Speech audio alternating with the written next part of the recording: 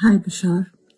I have a question regarding people who say they live in 8D, 12D. Lisa Transcends Brown, for instance, she says she is a 12D gatekeeper, grid keeper. What does it actually mean? Because if I'm not mistaken, I often hear you say that 5D is the limit of our physicality, of us humans being physical, that after that we become non-physical. So thank you for explaining this a bit more. Thank you. Bye-bye. 4D is the limit of physicality. 5D is totally non-physical. But the idea is that people can connect to those higher frequency dimensions.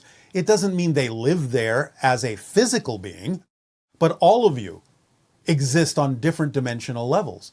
So someone saying, well, I am from this dimension or that level, may simply be using an old-fashioned term to say that they feel connected to that non-physical dimension of reality or that frequency of existence. But clearly, as a physical being, they don't reside there, but they may reside there as a non-physical being, as a higher level spirit, which you all have on different levels of existence. Now, some people may also simply be putting out information that is erroneous because they simply have a misunderstanding of how these things work and a misinterpretation of what terminology to use that would be more accurately representative of what they're saying. But all of you exist on every level. So it depends on what you're keying into that allows you to say perhaps that I'm tapping into 8th dimension or 12th dimension or this or that. Also remembering that dimensional labels are relatively arbitrary because it's just a matter of different frequencies. Hi, Bashar. And to you, good day. Wow, I'm so excited. I really love you. Really, thank you for doing it. Unconditional love to you as well. Thank you. I want to ask you about the experience I had while I was meditating about a place in South Korea, Jeju Island. I felt connected to it. I saw it on TV, and I wanted to visit there in my meditation. And I saw a being who accompanied me. That was a woman of octopus and a body of a woman, and she was bluish. She didn't talk to me. She just went with me everywhere where I went. And there was when we went to the water, and I felt she wanted to teach me how to breathe in the water. I don't know what the meaning of it. Can you give me more information? Well, you are experiencing a combination symbol of things that represent different vibrations that are connected to the ocean because of your connection to the star system of Sirius. Do you understand? Yes. Yes. But what you're dealing with are elemental beings in nature that are connected to the idea of the sea, presenting you with a multiple combination being in your meditation to represent the different relationships and aspects of the ocean and the beings within it that you are most strongly experiencing. So look at it symbolically. Look at it symbolically for what the different aspects of that being represent to you. For example, the idea of the octopus not only represents an extraterrestrial connection because octopods belong to a different reality, even though they are also projecting themselves into yours, but also the idea of the eightfold way, the 8 branches, like a web stretching out so that you can experience more of your connections to different things on your planet and other planets as well. The woman, of course, the aspect of your femininity that allows you to dive deeply into your emotional being, to understand how to hold on to or let go of belief systems that do and don't work for you. And there are other symbols there for you as well. You have to ask yourself what these different aspects represent to you. And you will have a deeper understanding of why those aspects were reflected to you. Does that help? Yes, but I don't understand why she wanted to teach me about breathing in the water. What does it gives me? It's the idea, again, of the ocean standing for a deep dive into your consciousness and how to allow yourself to be more naturally connected to your deeper self, your higher self, and how to breathe in a new reality. Also, dealing with a spirit, it's like the idea that many times when people on your planet connect to spirits, the air around them may feel like they're attempting to breathe water. So she's, in a sense, helping you understand how to breathe in a new reality, breathe at a new level of experience, breathe in the new vibration, and make it as real as the idea of the air you breathe. Make it as natural to dive into those other dimensions, other realms, other ideas of yourself, as natural as breathing the air in the reality that you're familiar with. So teaching you how to breathe underwater doesn't necessarily mean that literally. It means teaching you how to exist and thrive in a new reality, a new level, a reality that contains more information for you, more connections for you, to breathe it all in. Yes, Yes? I understand it. Yes, thank you. It helps. Yes.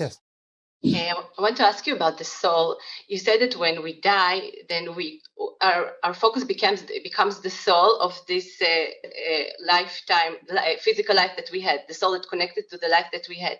But Yes. now, if the soul wants to choose a so-called new life, Yes. then does she split herself and No, that focus soul becomes the experiences. new soul? No, a soul experiences a new life. There's a new soul.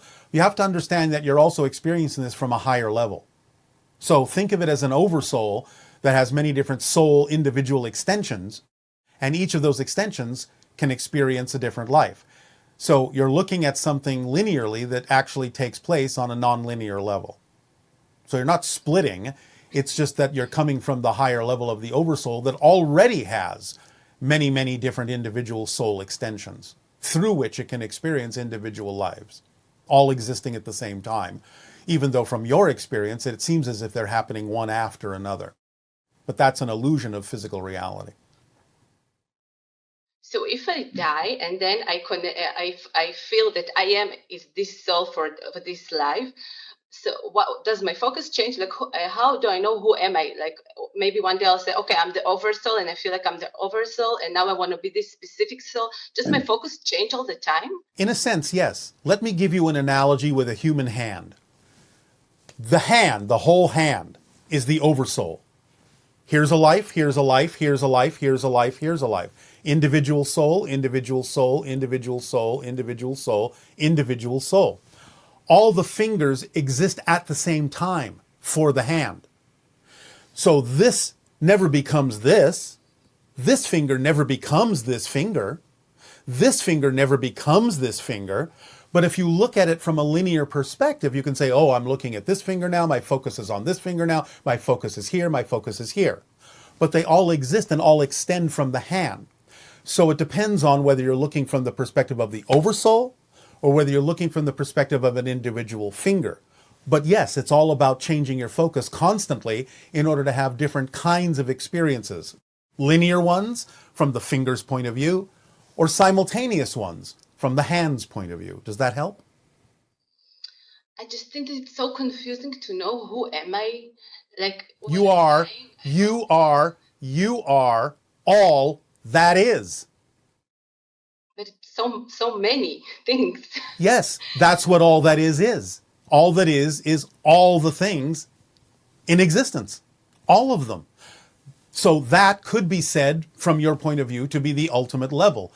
But you can experience yourself in a way that is like you are not all that is. You can experience different portions of all that is.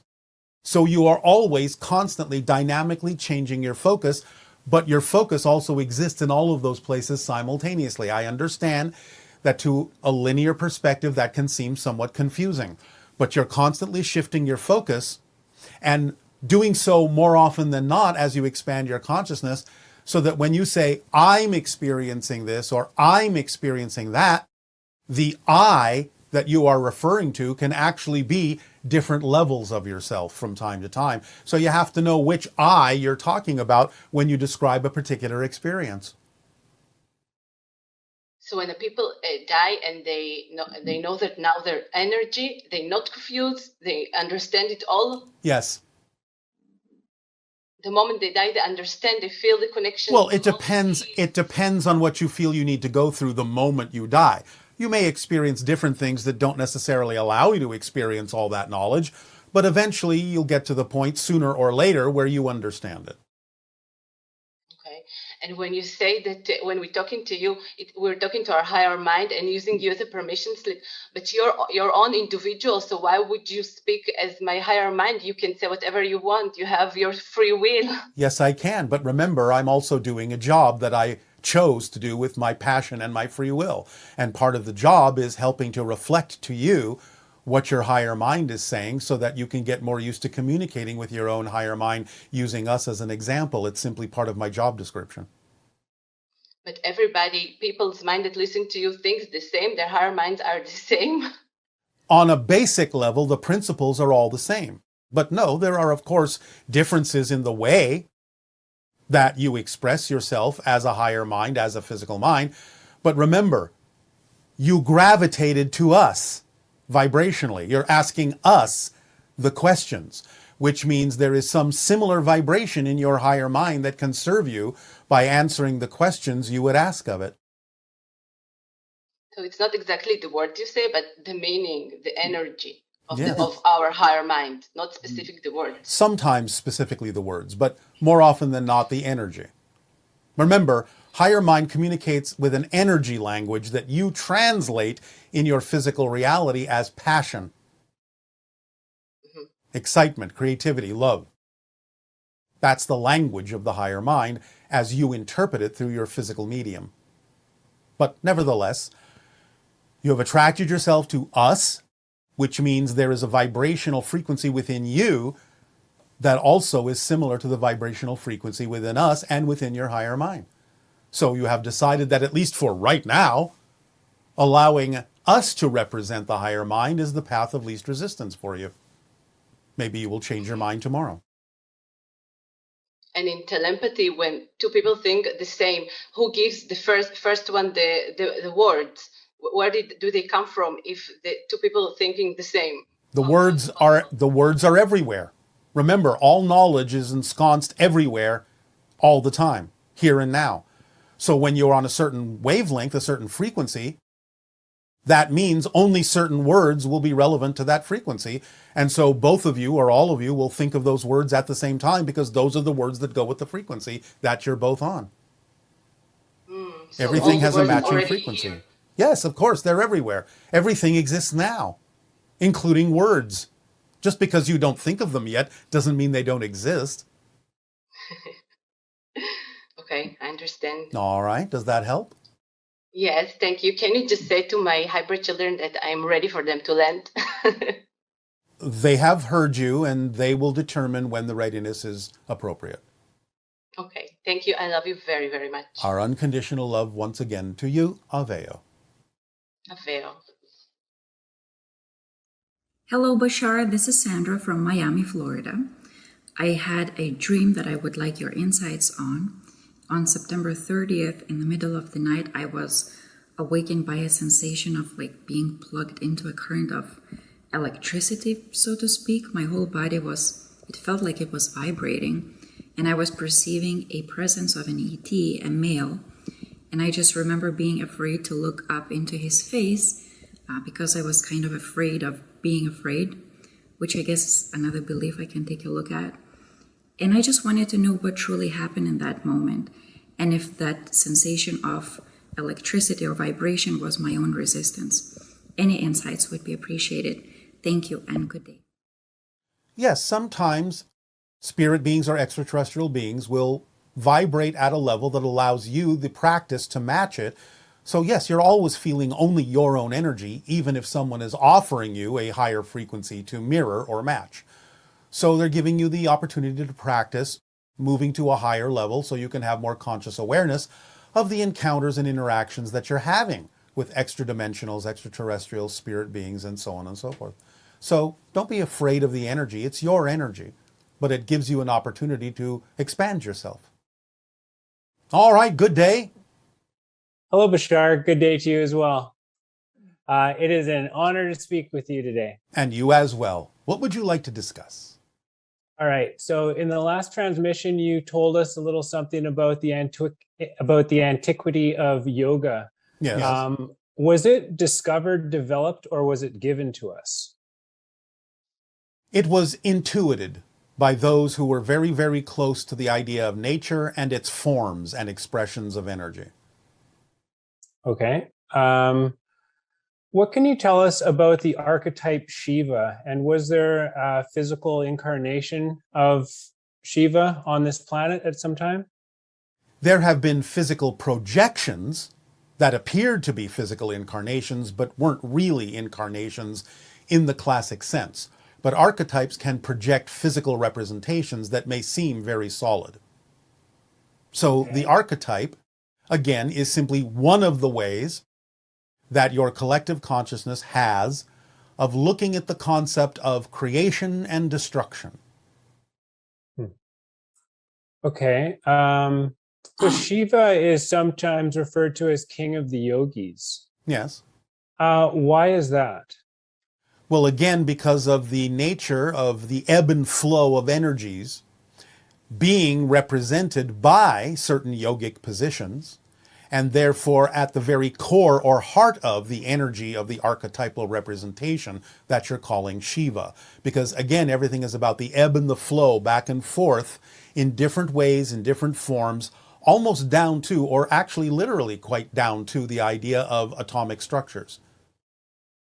Because as you have relatively recently in your history, in your evolution, started representing the idea of how atoms are structured and electron clouds are structured, there are different forms that are representative of lobes, spheres, toruses, and things like that, that are more representative of the probabilities of the existence of the structure of atoms and subatomic particles.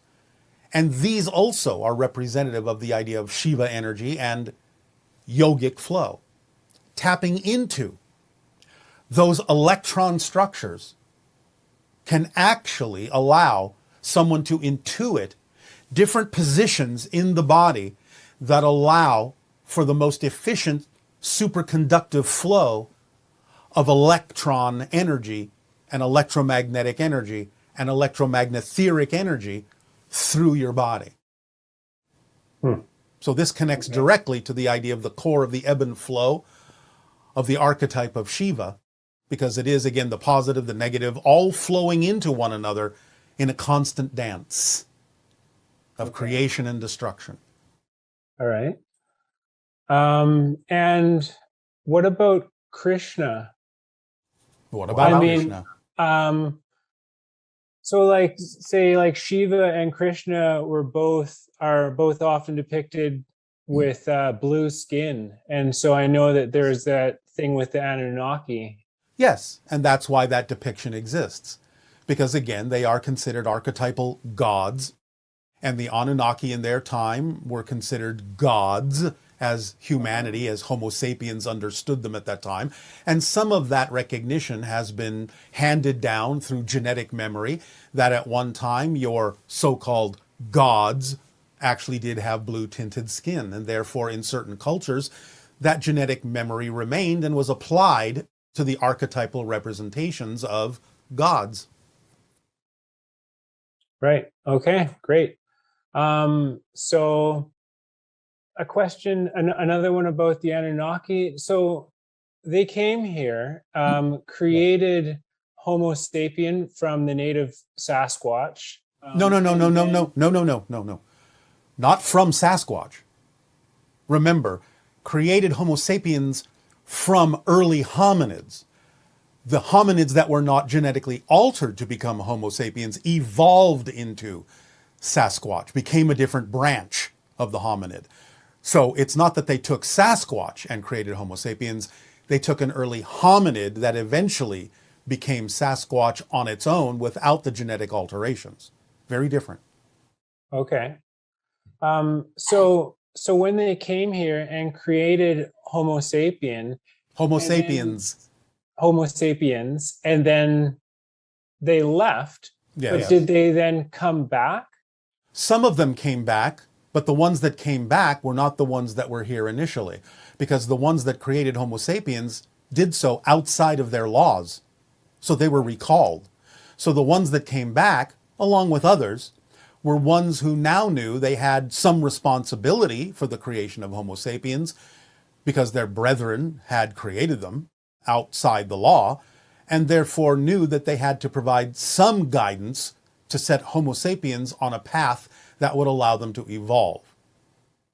Okay. And so did they come back like during Atlantean times? Yes, sometimes, although again, there were more species involved than just the Anu, who were evolving out of their present form and evolved into the beings that now occupy the Lyran systems and the Pleiadian systems. Okay. And so about Lao Tzu, Yes. what was he connected to and who was he? There's not very much that we know about him. Connected to the consciousness of an archetypal form you recognize in your reality as the dragon energy. This is a level of being that exists in another dimension that is often interpreted as the form of a dragon in your reality, even though that's nothing like what they actually look like in their own reality. But Lao Tzu was connected very strongly, not the only connection, but connected very strongly to the dragon dimension, so to speak, just to use a term. Okay. And in the Tao Te Ching, he describes the ancient masters. And so I was just wondering to whom he's referring to. People that you don't remember in your history that have existed throughout the ages. Again, some of what we were talking about before, of different spirit beings choosing incarnations to come to you and let you all know that you are equal to them. Okay. So there was one point in the Tao Te Ching where Lao Tzu says, like in referencing the Tao, he says, I don't know who gave birth to it. It is older than God. The Tao is God. Nothing is older than God because older is just a concept. Remember, all things exist. There is no beginning and no ending to all that is. It just is. And Tao is a part of it. The only way that it could be, in a sense, from a linear perspective, quote unquote, older than God, is he was simply recognizing that it is part of the One. But the One is unbroken, homogeneous, and has no awareness and no experience. All that is the portion of the One that does know itself as all that is. So if you want to euphemistically say, well, the idea of the Tao is older than the portion that knew itself as all that is, you can make a sort of linear extrapolation that has some truth to it, in the sense that if you take it all the way back to the One, then yes, of course, everything in that sense is older than God, because God comes from the One too. But that's just more like wordplay than anything else. Okay.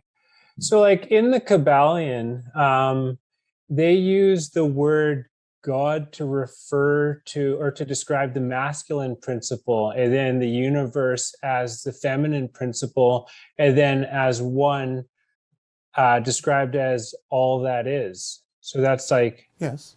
Well, to us, there may be differences in terminology. All that is the portion of the One that knows itself as all that is. The One has absolutely no knowledge of itself, no awareness of itself, no experience of itself, because it has nothing to compare itself to. All that is knows itself, has a self-awareness, because it is also aware that there are other aspects of itself that make it seem as if there is something other than itself, which is the only way you can know yourself, is if there is seemingly something other than yourself to compare yourself to. Okay, so I've heard you describe a particle in a vacuum with nothing to impose upon it, moving at infinite speed, so it's everywhere at once, hence Prime radiant. The prime radiant in our ancient language, but in your scientific jargon, it's called the single electron theory. You can look it up. Okay. And so I was just wondering, like, could you consider the particle to be the masculine and the vacuum or the void to be the feminine? If you want to. These things are just labels. If it works for you to do that, go ahead. But that doesn't mean it's an accurate representation of what it actually is. Yeah, well, that's definitely what I'm looking for, is an accurate representation. Then it's just all that is. That's all it is, because all that is everything. Masculine, feminine, neutral, whatever you want it to be, it is. Okay, It's existence itself. Yeah. All right, I will have a think on that. No, all right. By all means, have fun doing that.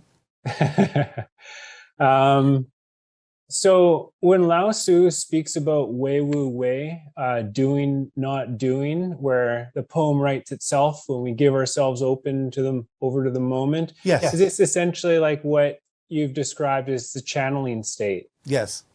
Because when you are following your passion, when you're in that vibration, when you're in the channeling state, whatever you wish to call it, you do a lot, but it seems like you're not really doing very much, because you're in sync, you're in harmony, you're in resonance with your true self, and actions are effortless, actions are joyful, and it doesn't seem like you're expending any effort. So it doesn't really seem like you're doing anything, because there's no resistance. Okay, well, thank you very much. I really appreciate it. It is our passion and our pleasure. Aveo. Aveo.